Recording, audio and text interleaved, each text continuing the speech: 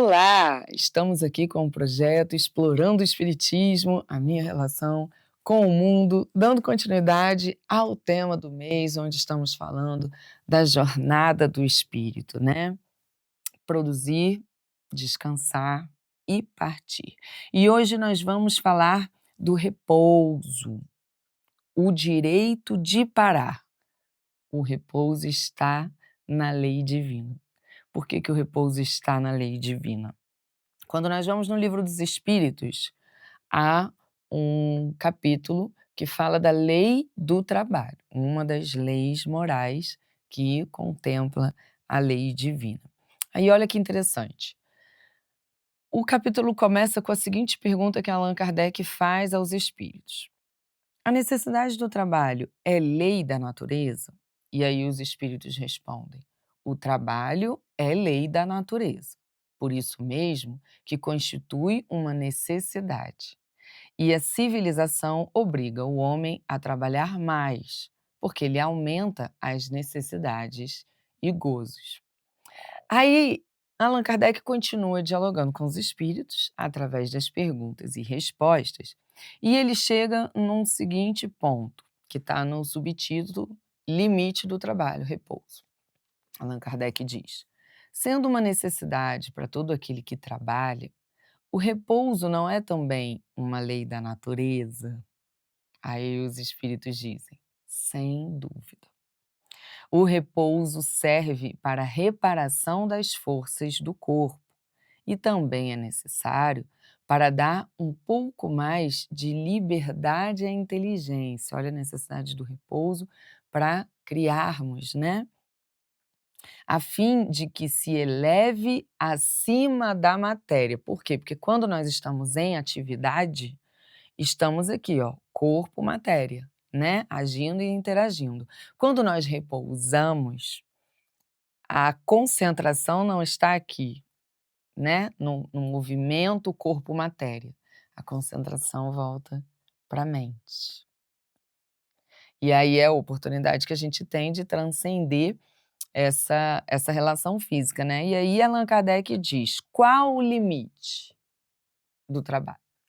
Se trabalho é lei, se o repouso é lei, qual o limite do trabalho para que eu repouse sem peso na consciência? E aí os espíritos respondem: o das forças. O limite do trabalho é o limite das forças.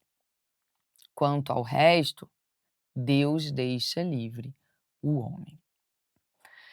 Por isso, não cabe a nenhum de nós compararmos os nossos esforços, porque a sua capacidade é diferente da minha. Quando eu digo isso, é porque às vezes a gente se maltrata muito querendo ter a vida do outro. E a gente se questiona por que que alguns são menos exigidos e outros mais exigidos? Por que que alguns dão mais, outros dão menos, né? Nós temos estradas diferentes, temos capacidades diferentes e quem tem mais dá mais, porque a lei de amor é exatamente o viver no servir, né, no servir, no dar, no fazer, em ser útil. Quanto mais eu tenho, mais eu dou. Nós não temos a menor condição hoje, quem está encarnado na Terra, de fazer tanto quanto Jesus fez pela humanidade, porque nós não temos a capacidade que ele tinha, né. Ele deu mais, porque ele tinha mais. O que nós precisamos é, ao invés de compararmos as vidas e os estilos, é avaliarmos a nós mesmos. Se a maneira como eu estou conduzindo a minha trajetória está respeitando o limite das minhas forças.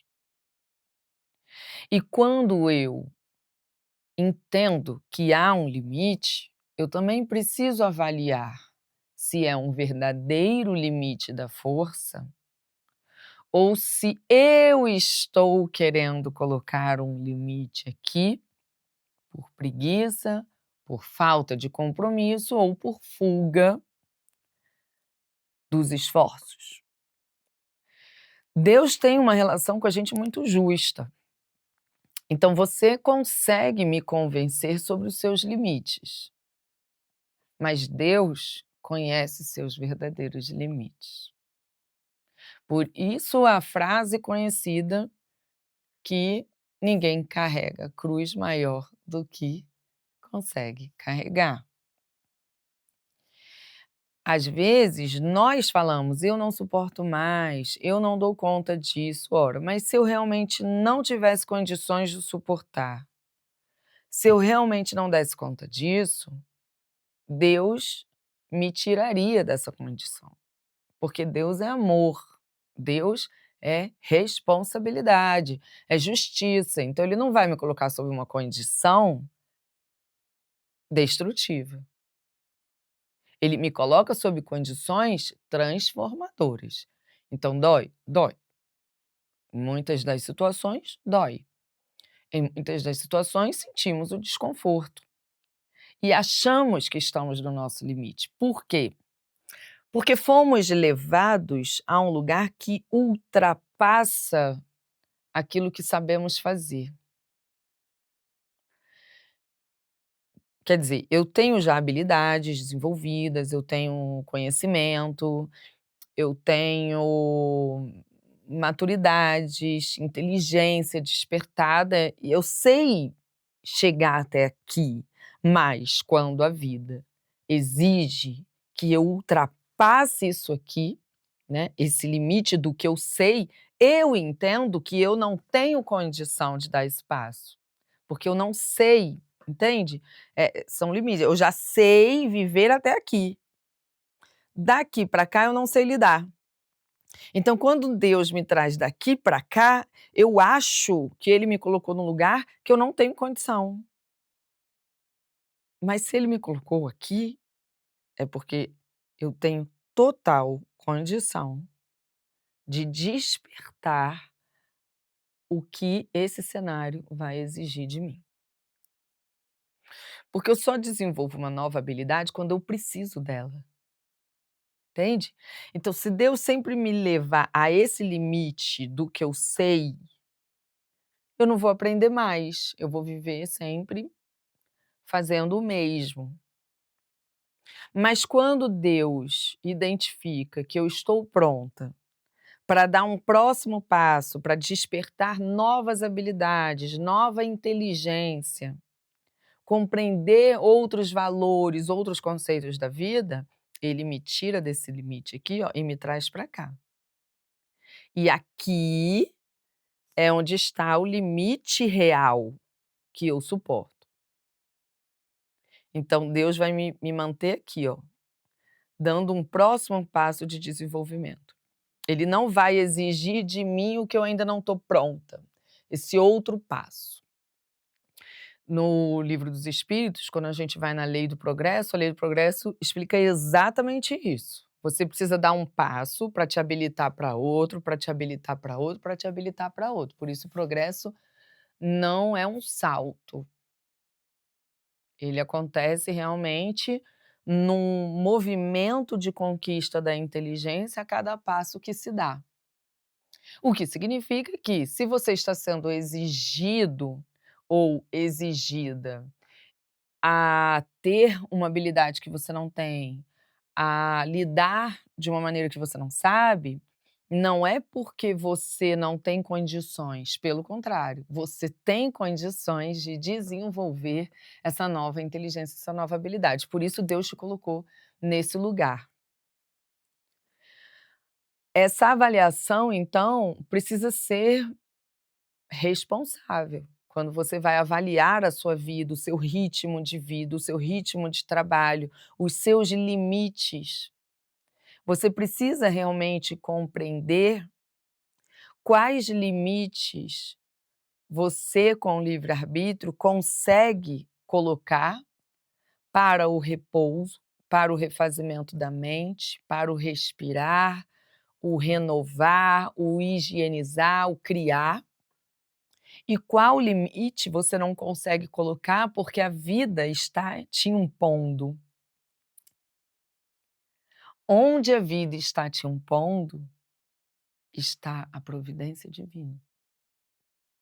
Aquilo que você não consegue ainda mudar, o cenário, a situação, em que você se sente impotente, é porque está a providência divina.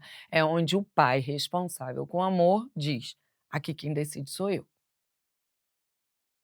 porque eu conheço seus limites, muito mais do que você. Você é um espírito que está considerando como limite somente o que você vê. E o que você vê? O que você já adquiriu. Eu, pai, criador, vejo o que você adquiriu e o que você está pronto para adquirir. Vejo, inclusive, o que já foi adquirido, mas não está latente, né, porque existem habilidades que a gente já desenvolveu em vidas anteriores, mas até agora não foi necessário colocar em prática, então a gente não dá tanta atenção a isso. E aí a gente vivencia uma determinada situação que a gente até se surpreende com a habilidade que a gente lidou, né, com aquilo. Nossa, como eu fui habilidosa, como eu fui sábia em lidar com essa situação. Da onde saiu isso, né, porque eu uso quando eu preciso. Então, como é algo que eu já desenvolvi em vidas anteriores, isso vem naturalmente. Mas tem situações que não, que a gente não sabe mesmo, que a gente se equivoca, né, que a gente fica ali, eh, ou na dúvida de como agir, ou agindo com muitas certezas, mas causando prejuízos, e aí a gente: "Opa, eu achava que eu sabia, mas agora eu só sei que nada sei", né, então fica essa confusão. Temos que também vigiar nesse momento da humanidade, né, em que temos muito acesso à informação, muito acesso a entretenimentos, a opções de lazer, e às vezes a gente quer usufruir de muito mais do que os nossos limites permitem. Porque embora os recursos tenham aumentado, continuamos tendo 24 horas por dia. Então, tudo ainda tem que caber aí. Não aumentaram os recursos e as horas do dia, né. Então a gente tem que administrar isso com responsabilidade. Significa fazer escolhas do que vamos fazer e do que vamos renunciar. A gente não pode só querer fazer, querer ter. A gente também precisa renunciar, porque eu preciso trabalhar, mas a qualidade do meu trabalho vai ser equivalente à qualidade do meu repouso. E de que repouso estamos falando? Daquele que eu realmente necessito, não é daquele que eu desejo, é do repouso que eu necessito. Então, às vezes a gente quer repouso demais porque é preguiça, é fuga de ter que vivenciar esforços, a busca incessante por prazer, né. Essa análise tem que ser sua com você e Deus. Porque quando você traz outras pessoas, você vai começar a tomar decisão baseada em outros pontos de vista, em outros limites que são alheios, são do outro. Você precisa avaliar o seu contexto.